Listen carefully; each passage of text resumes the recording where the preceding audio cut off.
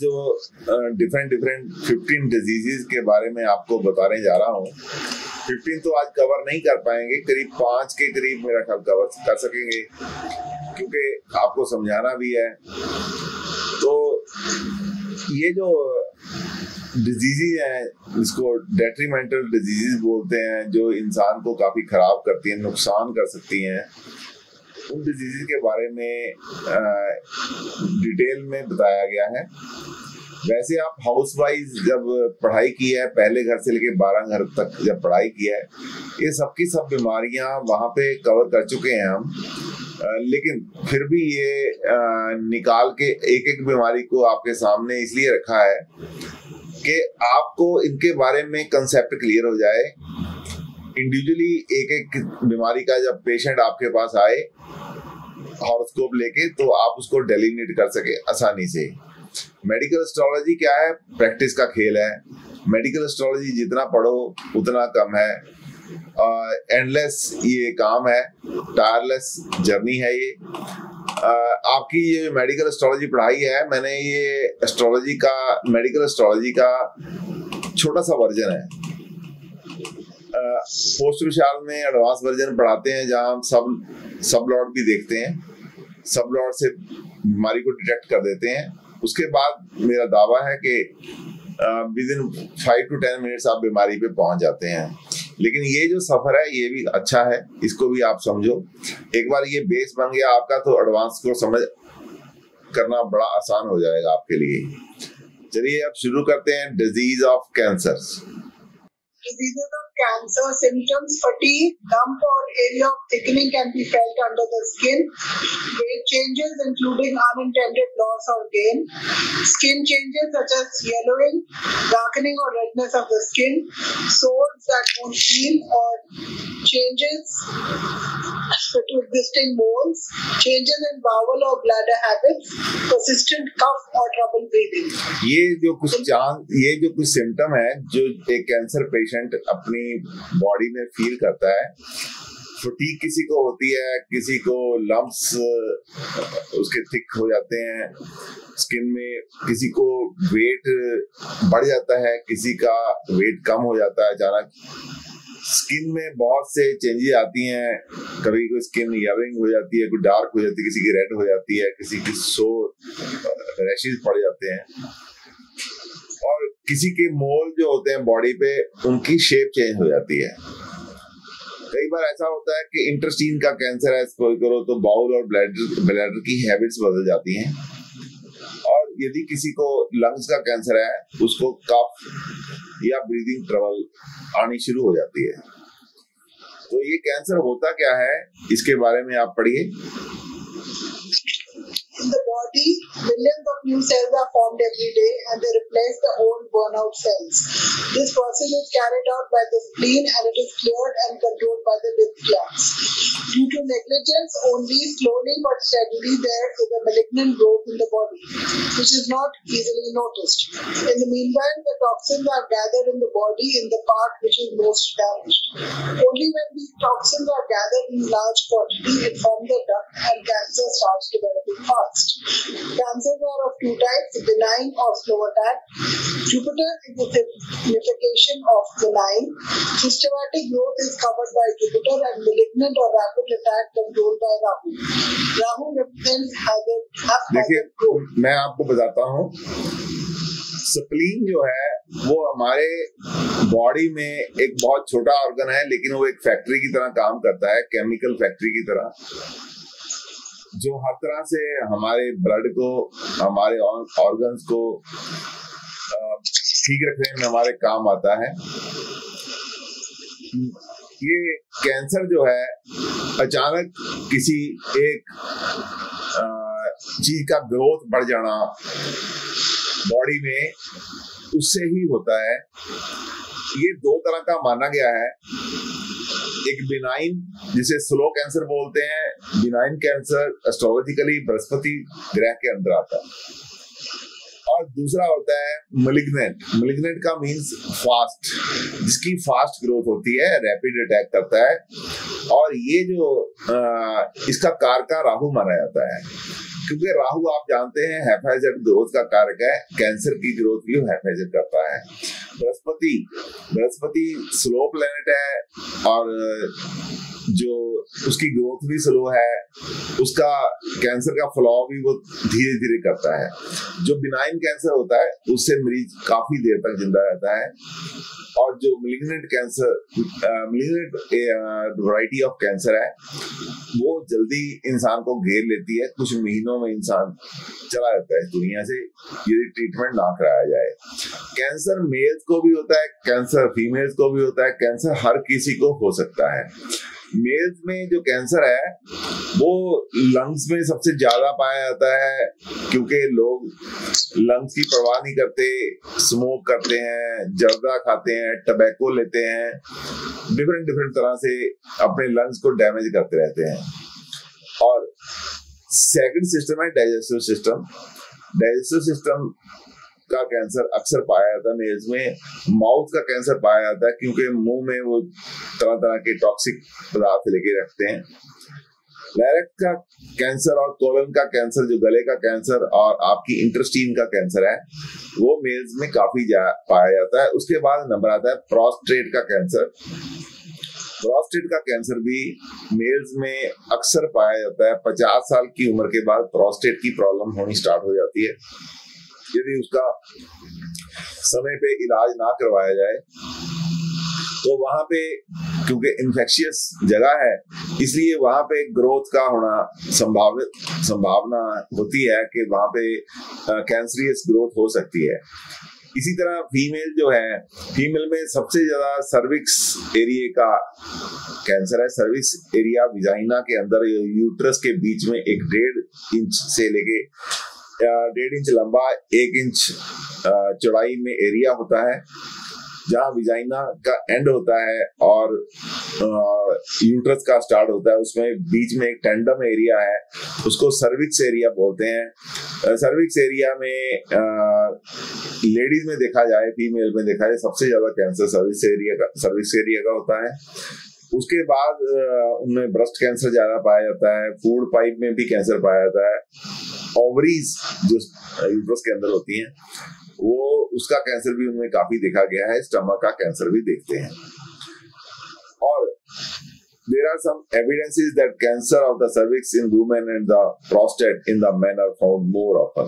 अक्सर ऐसा देखा गया है कि सर्विक्स एरिया का जो कैंसर है वुमेन में, और प्रोस्टेट एरिया का जो कैंसर है वो मेन में, मेल्स में अक्सर पाया जाता है। ये इसका जो मेन कारण है, cancer is generated in the body when, कब कैंसर कैसे होता है?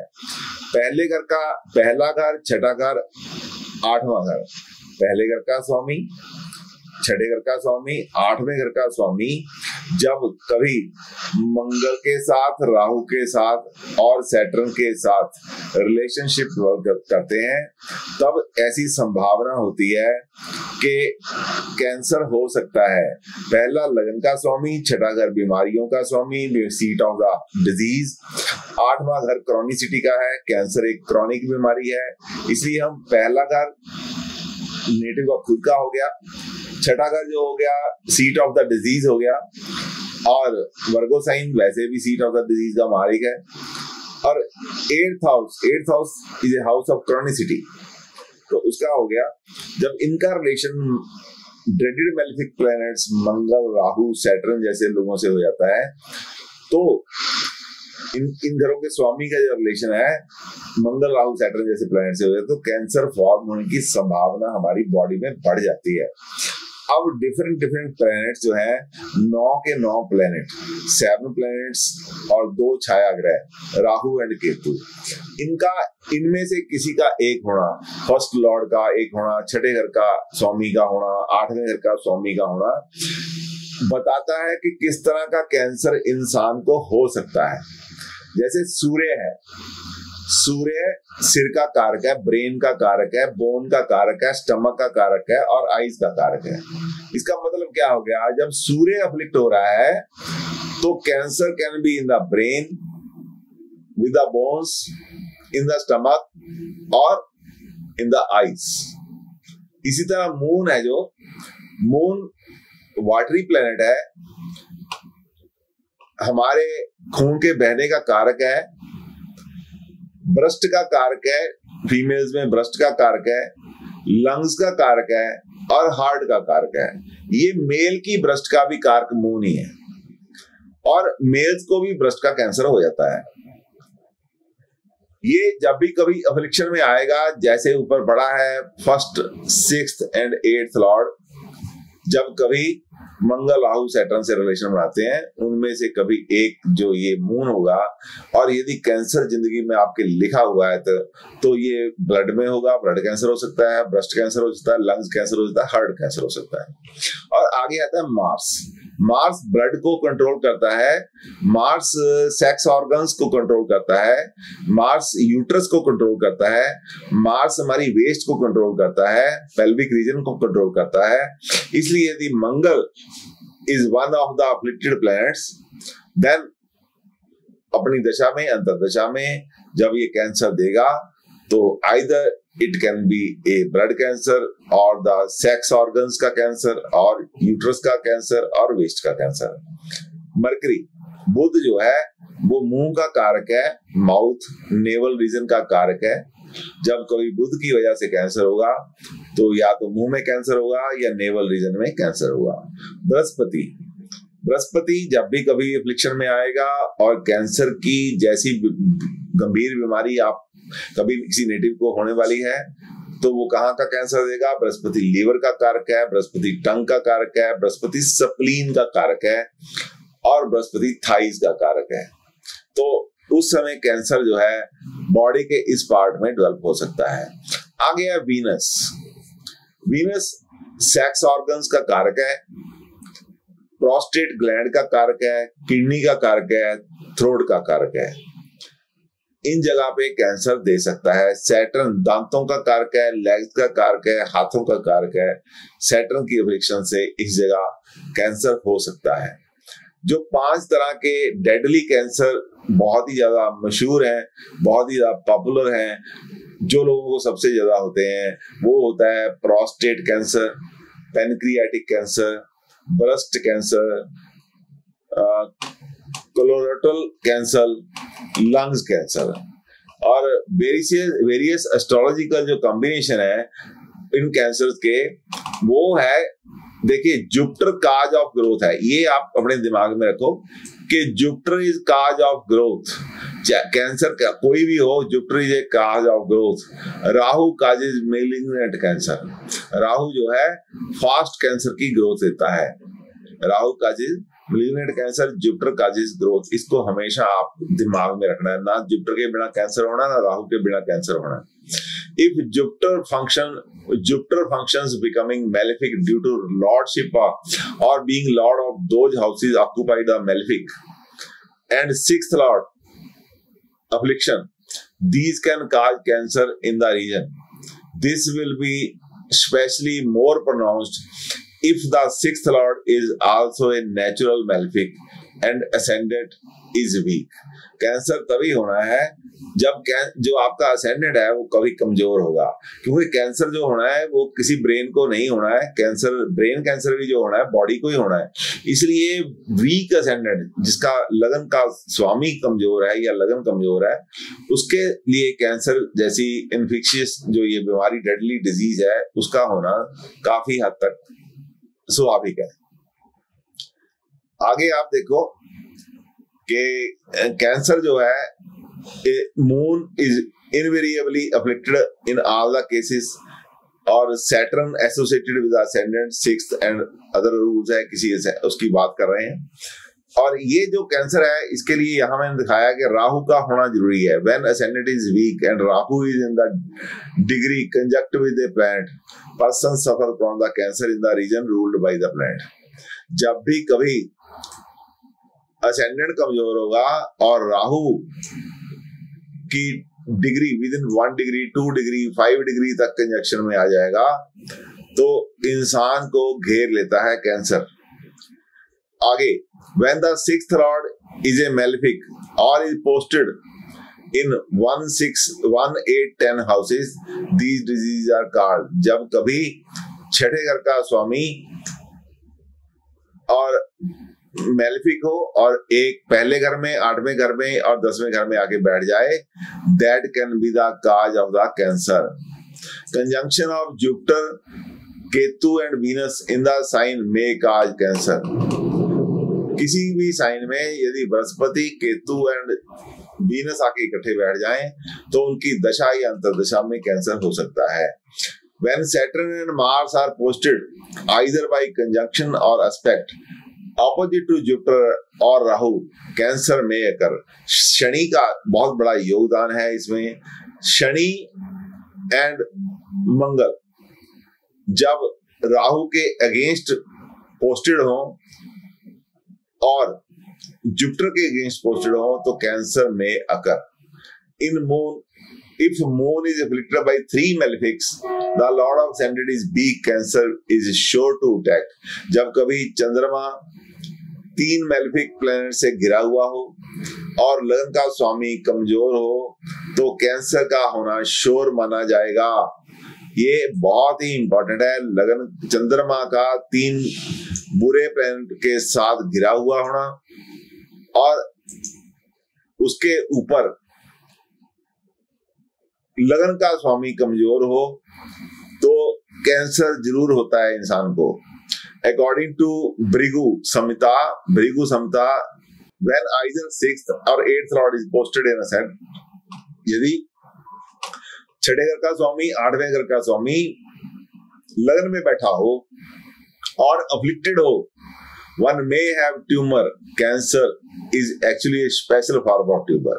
तो उसको ट्यूमर हो सकता है, कैंसर नहीं इन्होंने बताया, उनको बोला ट्यूमर हो सकता है। जब छठे घर का 8वें घर का स्वामी लगन में पोस्टेड हो और उसके ऊपर अफ्लिक्शन हो तब ट्यूमर हो सकता है। इसका मतलब भृगु ने बोला है ट्यूमर हो सकता है तो फिर इसको कोई रोक ही नहीं सकता है, क्योंकि भृगु ऋषि की जो भृगु समता है उसमें इफ एंड बट्स कुछ नहीं है, जो लिखा है। लाल किताब भी भृगु समता की एक ब्रांच है, भृगु समता से ही निकला हुआ ग्रंथ है। जब हम लोग पंजाब के हैं, हमारे ऊपर लाल किताब का भूत बहुत रहता है। हम लोग लाल किताब की बड़े बड़े गुणगान करते थे, लेकिन जब भृगु समता को पढ़ा और पढ़ाया तब समझ आया कि भृगु समता से ही लाल किताब निकली है। When sun, moon and ascendant are afflicted, one may have cancer। जब सूर्य, चंद्रमा और ascendant तीनों लगन आपके afflicted हो तो कैंसर हो सकता है। Mars in 6th house identical with the fixed sign will cause cancer। मंगल 6ठे घर में, मंगल के साइन में हो, फिक्स साइन में हो, मंगल 6ठे घर में बैठा हो, फिक्स साइन में हो तो कैंसर का हो सकता है। When Saturn, Rahu, Mars are posted in any sign, Mangal, Saturn, Rahu इकट्ठे बैठे हो, native may have cancer। These planets should not be योगाकार का for the ascendant। शर्त यह है कि ना तो सैटर्न उसमें योगाकार का हो, ना मंगल योगाकार का हो, और ये तीनों प्लैनेट इकट्ठे होके किसी भी साइन में किसी पतरी में बैठे हैं तो उसको कैंसर हो सकता है। कैंसर से छुटकारा हो जाएगा यदि ये प्लैनेट उस कुंडली के लिए योगाकार के हैं। जैसे सैटर्न 2 लगन के लिए योगाकार होता है, 7 लगन के लिए योगाकार होता है। इसी तरह मार्स भी योगाकार होता है। कौन कौन से लगन के लिए होता है पता है आपको? मार्स भी योगाकार होता है जी। एरीज और स्कॉर्पियो के लिए मार्स नहीं, एरीज के लिए स्कॉर्पियो के लिए मार्स योगाकार थोड़ा होगा। जिसमें योगाकार प्लैनेट वो होता है जहां एक ट्रायंगल में हो और एक स्क्वायर में हो, तब योगाकार प्लैनेट बनता है। कोई बात नहीं, आप देख लेना, बड़ा सिंपल सा सवाल है। When Saturn, Rahu and Mars are posted in any sign, ये हो सकता है। When Cancer, Scorpio और Pisces are afflicted, 4th, 8वां, 12वां घर afflicted हो, कैंसर, स्कॉर्पियो और Pisces साइन afflicted हो तो blood cancer occurs. Moon should also be afflicted. Blood cancer हो सकता है, लेकिन ऐसे में शर्त है कि चंद्रमा भी अफ्लिक्शन में होना चाहिए। तो when all the benefics are weak, जब सारे बेनिफिक प्लैनेट वीक हो, Rahu and Mars are posted in any sign, cancer में अकर। राहु और मंगल किसी भी साइन में इकट्ठे बैठे हो, कैंसर हो सकता है। Sixth lord being a malefic posted in ascendant, sixth और eighth house cancer. Sixth lord with malefic posted in ascendant, 8th or 10th house and not affected by benefics may cause cancer. Affliction to the sun along with Kala Purusha Yoga in the birth chart may cause cancer. सूर्य को काल सर्प योग में सूर्य जो है affliction में हो तो कैंसर हो सकता है। If moon combines with malefic, चंद्रमा मेलेफिक के साथ बैठा हो और उसको मेलेफिक की अफ्लिक्शन आ रही हो, उसको थ्रोट कैंसर हो सकता है। चंद्रमा मेलेफिक के साथ बैठा हो और एस्पेक्ट भी मेलेफिक ही प्लैनेट कर रहा हो, उसको थ्रोट में कैंसर हो सकता है। Affliction of the moon and Venus create stomach tumour. चंद्रमा और मून को यदि कोई अफ्लिक्शन आती है तो स्टमक में ट्यूमर हो सकता है। जरूरी नहीं कि कैंसर हो, स्टमक में ट्यूमर हो सकता है। इंटेस्टाइन बबल सेंसिटिव हो सकती है, बबल सिंड्रोम हो सकती है। ऐसी बातें हो जाती हैं जब इसको चंद्रमा और शुक्र को अफ्लिक्शन हो। Saturn always associate with tumour and depend upon the planet associate with it. Shani हमेशा ट्यूमर का कारक रहा है। जो प्लैनेट इसके साथ बैठा है उसके एरिया में ये कैंसर का कारण बन जाता है। When moon is involved by association or aspect with the combination of Mars and Saturn, cancer of the breast and cervix uterus is developed.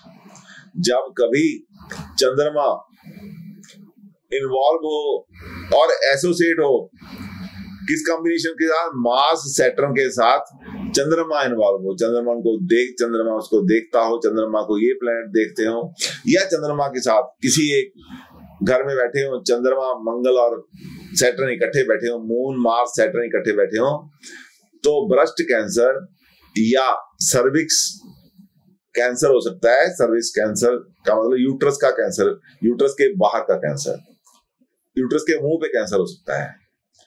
If Mars and Saturn both are in malefic Shashtiyamsha and are placed in mutual quadrant in inimical sign or in conjunction with the Sun and the Moon respectively, cancer problem is likely to arise. If Moon is conjunct with Saturn in a sign and occupies an Navansha of a Cancer, Scorpio or Aquarius, the native will suffer from the tumor. If the Lord of Drikna occupied by Saturn is the Moon, there is possibility of tumor, or if it is Jupiter, the cancer problem will be in the stomach. Rahu or Ketu found in 3rd, 6th, 8th or 12th house from the Mars and Saturn or both, there is every possibility of the cancer. मंगल से राहु और केतु तीसरे घर में, छठे घर में, 8वें घर में और 12वें घर में हो, या मंगल सैटर्न दोनों से हो, या मंगल अकेले सैटर्न से हो, तो पॉसिबिलिटी अराइज होती है कि कैंसर हो सकता है। ये डेडली डिजीज है। देखिए, मैं आपको पढ़ा भी रहा हूं, आपको समझा भी रहा हूं कि ये डिजीजेस आपको अभी जब तक प्रैक्टिस ना हो जाए, आप इसके लिए अपने हस्बैंड या वाइफ, अपने बच्चों की हॉरोस्कोप इस पे मत लगाइए। आपके लिए अच्छा हो जाएगा कि यदि आप जिनको कैंसर हो चुका है उनकी हॉरोस्कोप लगाएं और देखें कि इन जो 25 पॉइंट है, इनमें 25 में से उन पे कौन सा लगता है। 5, 6, 10 पत्रियां आप लगा लोगे तो आपका हाथ खुल जाएगा। उसके बाद जिसकी मर्जी हॉरोस्कोप पे लगाना। अदरवाइज ये जो स्टडी है आपको फियरफुल करेगी, आपको डराएगी। आपको मालूम होना चाहिए किसी का, आपका दोस्त, किसी का बेटा, किसी की बेटी जो MBBS करते हैं उनको तीसरे साल में बीमारियां पढ़ाई जाती हैं और सारी की सारी क्लास यदि हार्ट डिजीज पढ़ाते हैं उनको हार्ट के सिम्टम आने लग जाते हैं। उनको कैंसर पढ़ाते हैं, उनको कैंसर जैसे सिम्टम दिखाई देते हैं अपने आप में, उनको कोई भी सिम्टम पढ़ाते हैं उनको सेम सिम्टम अपनी बॉडी में दिखाई देते हैं। तो सेम आपका भी है, आप भी मेडिकल एस्ट्रोलॉजी पढ़ रहे हैं, मेडिकल का सब्जेक्ट पढ़ रहे हैं और इसके भी आगे उसको डिटेक्ट करने की कोशिश कर रहे हैं आपकी छोटी सी 12 खाने वाली हॉरोस्कोप में। तो जाहिर है कि आपके अंदर कोई ना कोई ऐसा सिम्टम होगा कि आपकी पथरी में आप हॉरिफाई हो जाओ। ऐसा नहीं होना चाहिए। इससे पहले आप जिनकी हॉरोस्कोप पे कैंसर आप देख चुके हैं, जिनको कैंसर है, आपको पता है इनको कैंसर से मृत्यु हुई है या कैंसर है इनको, उनकी हॉरोस्कोप लगाइए। ये 25 के 25 पॉइंट जो है आप उसके ऊपर लगाइए। इनमें से कुछ ना कुछ उनमें आप देखेंगे, उनको अंडरलाइन कीजिए। ऐसी 8-10 हॉरोस्कोप लगाने के बाद ही आपने अपने किसी परिवार मेंबर की हॉरोस्कोप लगानी है। ऐसा मेरा आपसे एक्सपीरियंस के बिहाफ पे आपको बताना है। नहीं तो ये क्लास वाले बहुत मुश्किल में आते हैं। कोई ना कोई फोन मुझे करता रहता है हर साल कि सर ये मेरे हस्बैंड की पथरी देखो, इसमें तो ऐसा लगता है होने वाला ही है, ये देखो मेरे बच्चे को क्या हो जाएगा। ऐसे आपने हॉरिफाई नहीं होना है। अभी little knowledge is very dangerous thing, पहले प्रैक्टिस कर लो। बताइए आप बोलिए। इनहेरिटेड भी होता है? नहीं, कैंसर इनहेरिटेड नहीं होता है, लेकिन हाँ डॉक्टर पूछते जरूर है क्या आपके परिवार में किसी की कैंसर से मृत्यु हुई है, पूछते जरूर है, लेकिन ऐसा नहीं, कोई प्रूफ नहीं है या मुझे मालूम नहीं, हो सकता हो इनहेरिट होता हो कोई ऐसा बंदा, लेकिन मुझे इसके बारे में नॉलेज नहीं है। You can go to the net and trace it, you can ask a doctor, मुझे इसके बारे में नॉलेज नहीं है। सर एक और तो बच्चों को कैंसर होता है, बाल रिश्ता में होता है जिनको, हाँ जी, वो मदर के स्टार से भी बच्चे को हो जाता है? ऐसा नहीं है, वो ऐसे जेनेटिकल डिजीज होती है। कई बार ऐसा होता है, कई बहुत आगे से पीछे बोलते हैं कि हमारा पिछली 10 पीढ़ियों से हमारा वास्ता होता है। इसको कंजाइनल डिजीज बोलते हैं। जो बच्चे के आने वाले 2, 4, 5 साल में कोई बीमारी पनपती है, उसको कंजाइनल डिजीज बोलते हैं। तो ऐसा हो सकता है कि वो गर्भ में उसके साथ कुछ ऐसा हुआ हो जिसकी वजह से अब उसको हो गया है। तो ये मदर से नहीं हो जाएगा। मदर की हॉरोस्कोप में तो ये होगा कि उसके बच्चे की डेथ हो जाएगी छोटी उम्र में, या उसका बच्चा बीमार पैदा होगा। फादर की हॉरोस्कोप में भी यही होगा कि उनका बच्चा बीमार पैदा होगा, उनके लिए जो आपका बच्चा है वो कंसर्न रहेगा। ऐसी चीजें आप देख सकते हैं, लेकिन ऐसा नहीं देख सकते कि फादर की या मदर की हॉरोस्कोप में आप देख लो कि आप उसके बच्चे को कैंसर वाला बच्चा पैदा होगा या ऐसा कुछ, ऐसा नहीं है। आज का ये सेशन आपको अच्छा लगा होगा, ऐसा मेरा मानना है। यदि अच्छा लगा हो तो इसकी प्रैक्टिस कीजिए, इसको समझने की कोशिश कीजिए। वीडियो को एक बार नहीं 5, 6, 10 बार देखो, जब तक ये आपको अच्छी तरह से समझ ना आ जाए। फिर इसके बाद आप अपने प्रिय सज्जनों की हॉरोस्कोप लगाएं, ताकि आपको बीमारी के बारे में पूरा समझ आ जाए। यदि आपको फिर भी कोई शंका हो तो कमेंट कीजिए, और यदि आपको अच्छा लगा हो तो लाइक कीजिए, स्पॉन्सर कीजिए, लोगों को आगे बताइए कि इस वीडियो को देखा करें, ताकि उनकी भी नॉलेज बढ़े। और यदि आप चाहते हैं कि आपको मेरी वीडियो समय पे मिले, सब्सक्राइब कीजिए और बेल आइकन दबाना मत भूलें। Thank you very much.